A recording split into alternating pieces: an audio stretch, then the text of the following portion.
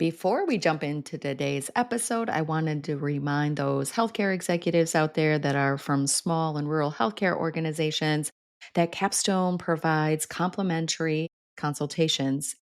As you may know, we help small and rural healthcare organizations to be the provider and employer of choice to keep care local and margins strong. Go to capstoneleadership.net and you can fill out the contact form there or actually self schedule a day and time that works for you. We'd love to partner with you in executing a winning strategy. So, when the organization has any challenge, including finance, it's really important that there's this established trust in leadership that we've got this. We may not know all the answers at this exact moment, but we are committed to finding the answers, implementing the answers, and getting to the other side of this challenge.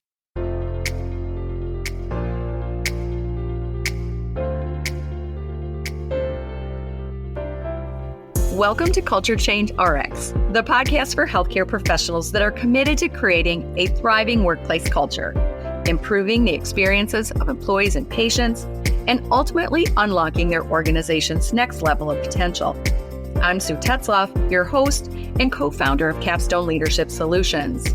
Join me and my insightful guests each week as we share actionable insights for navigating the crucial people side of the business of healthcare. Subscribe now for a weekly dose of Culture Change RX. Now let's dive into this week's conversation where culture change takes center stage. Thanks for being here for another episode of Culture Change RX. This is Sue Tetzlaff, and this is one of those solo episodes where it's just me in the studio today. And the topic today is on the impacts of financial uncertainty on a workplace culture. In my own experience as a healthcare executive, in particular working as a senior leader in an organization that was losing money year after year, I certainly felt the impact from a leadership perspective and watched the impact on providers and staff and even the community and patients when there was this uncertainty around the financial health of the community hospital. And then when Jane and I co-founded our company, after being part of the organizational transformation of our own hospital, not just its finances, but its growth and its service quality and culture, when we went to help another healthcare organization, they called us in really to help create a new culture and new service and quality to take into a new healthcare organization that they were building. But when we got there to start doing the work with their leaders, doing the work with the employees, we realized how much this financial uncertainty was top of mind, in particular with all the employees and leaders and the community. In fact, there was so much concern about it that even the new building project, that they really did need the new hospital. Their campus really did need to be replaced. But there was this financial uncertainty of we can't afford what we have. How can we build new? And I remember thinking that even though they called us in really to strengthen their people, service, and quality pillars, we couldn't ignore the impact of what was going on with this financial uncertainty in their culture. So one of the 4 systems that we help our partner organizations set up right since the start with that very first organization back in 2012 is that one of the systems we help them set up is a goal cycle. So even though our engagement with them really was primarily focused on setting and achieving goals in the people, service, and quality pillars, we realized the importance of making sure that this pillar in crisis, their finance pillar, was part of the work that we did with them because it really was connected, right? It's not a separate pillar. When we're looking at a holistic organization and the holistic health of it, people, service, quality, finance, and growth, all very important pillars to make sure that they're all healthy and they're all strong and they're always getting better. And what's resulted since then is the creation of a formula that we use to guide strategy in healthcare organizations is elevate people, service, and quality from good to great, great to even greater. And then we can leverage that for ease and speed of growth and increase market share in our primary and secondary markets for existing services we already have. And then Obviously, the end result of that is that our finances improve. And we've seen this play out time and time again. But when we first started doing this work, we really were focused on helping organizations become the employer and provider of choice. We just didn't know how amazing that was going to be as far as the impacts on the growth and the financial improvement of the organizations.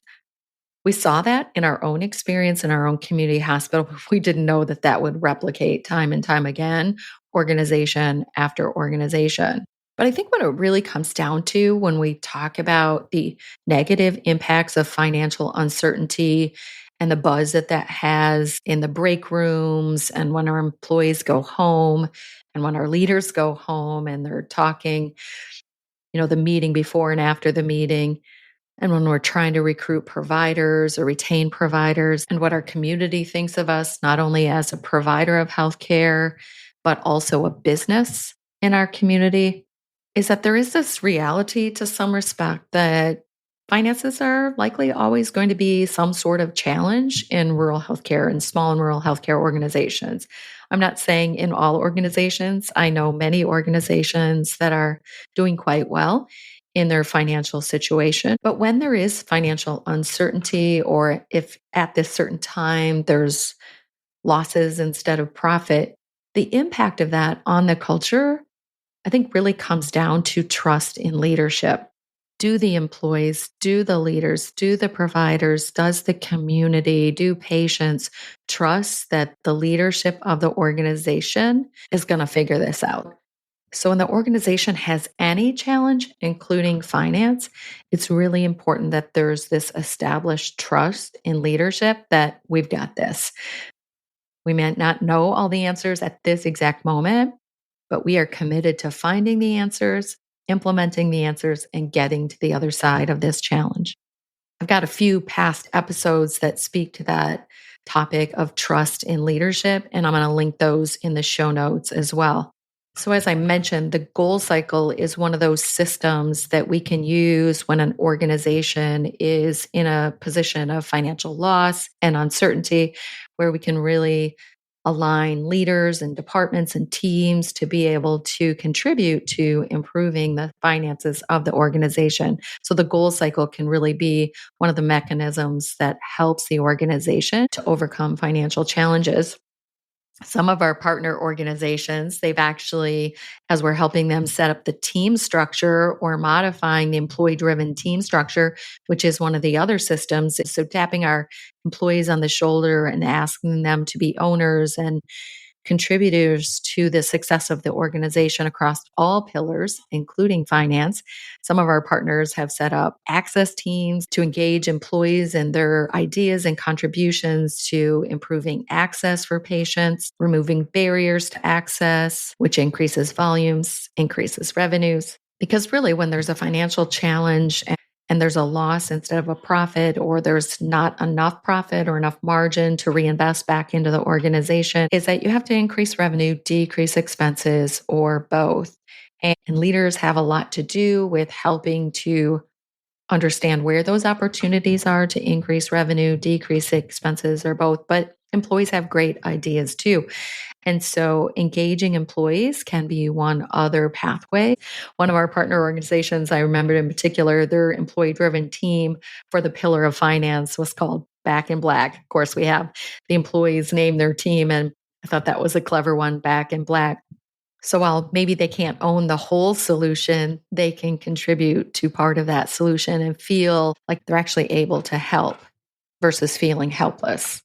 Another opportunity that we do see a fair bit is that, in particular, the middle management of most healthcare organizations, when I talked about increasing revenue, decreasing expenses, or both as the pathway to improving finances in a healthcare organization or any business, is that we may need to do some training of our leaders on improving finances. How do we decrease expense per patient day while still maintaining excellent service and quality?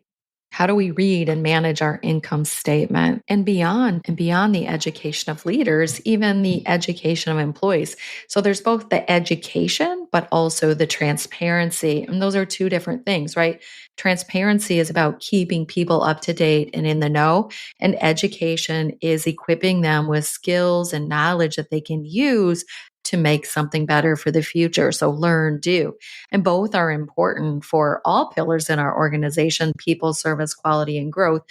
What do we need to learn and do to make things better for the future? And we do that through both employee education as well as leadership education. And then on the transparency side, really thinking about what are those ways that we can get messages out into our organization about our financial situation. I've advised CEOs that were concerned about being transparent in their community, in their business community, in their own organization, even with their frontline leaders and providers about their financial uncertainty or situation. But I've never known deep, dark secrets to be a healthy approach to a culture in any organization. So while you don't want to create fear, you do want to create awareness so people are in the know. That's why that trust piece is so important, right?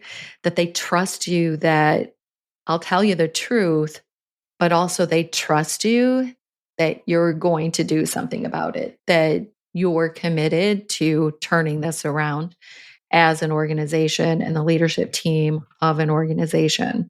I love how John Kotter out of Harvard Business School, who's really an international guru on wide scale transformational change, how he talks about how important a sense of urgency is to uniting people around a necessary change. So, in times of financial challenges, whether they're coming at us from the external environment and changes in reimbursements and things like that, or if there's financial uncertainty internally caused by things like maybe the loss of a high volume provider or something like that.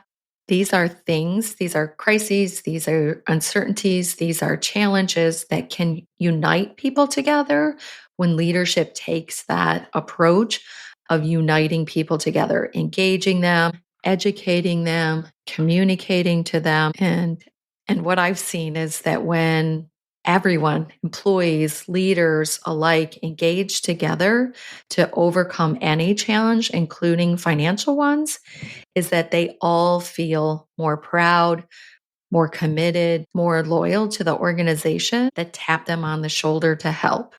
So, whatever kind of challenge your organization is facing, systems like a goal cycle, engaged employee driven teams, investing in your leaders and employee education, having great communication systems, these are systems and tactics that will serve you well, time and time again. Tune in next week for another episode of Culture Change RX. Bye now. Thanks for tuning in to Culture Change RX. If you found value in today's episode and you are a believer in fostering change in healthcare, join us in making a difference. Follow, rate, and review our podcast on your favorite platform. Share it with colleagues and your network. Together, we can make a lasting impact. Until next week, keep inspiring positive change.